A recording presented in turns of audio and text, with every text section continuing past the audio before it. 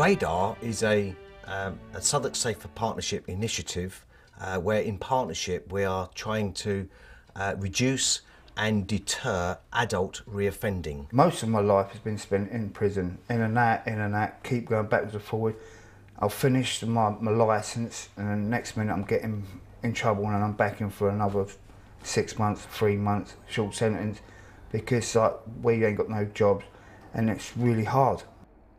If you had told me when I was younger that I would end up in prison, I wouldn't have believed it, because I was never one to even get in trouble. I was never one to smoke or take drugs and all that sort of stuff. RADAR is a really good thing because they're helping me. They've got me in my flat, what I'm in now. They've got me onto a reading course, Red Kite, what I'm going waiting for. And no, they are really helpful. The sorts of offenders that are eligible to support from RADAR are those who are sentenced to less than 12 months in custody, or what we call priority and prolific offenders. So those offenders that are in and out of prison for short terms, well actually they're the ones that we really want to get into and make sure we target our resources to them to try and break the cycle of their reoffending. The RADAR project in Southwark is quite unique because it's made up of a multidisciplinary team, so it's made up of resettlement officers. There's also 2 probation officers on the team, 4 police officers, 1 police sergeant, and then the wider RADAR team is made up of drug intervention programme workers, so they can focus on the offenders with a primary need of drug or alcohol use. We'll go into prison. It's it's crucial that we get in to engage with people as soon as possible, because that seems to work better. You've got much more time to build up a rapport with somebody, action plan, and then make plans for their release after prison. With RADAR, when I was in prison, I had a legal visit from 2 police officers. I weren't going to go and visit them because I thought they're going to come up and arrest me. So I ignored it, and then that's when they explained it to us.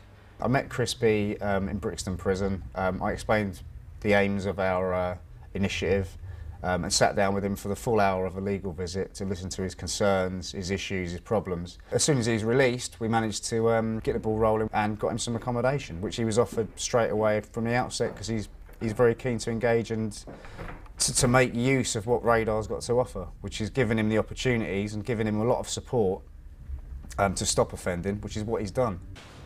Have a seat, please. When I was in prison, my probation officer was just coming to visit me, and he was just saying just get through this, and once that was over he tried to get me into employment and asked me what I wanted to do and what things I actually wanted to do, and I asked him about training. As I told you earlier, I'm a probation officer. RADAR is of utmost importance to people like Christy.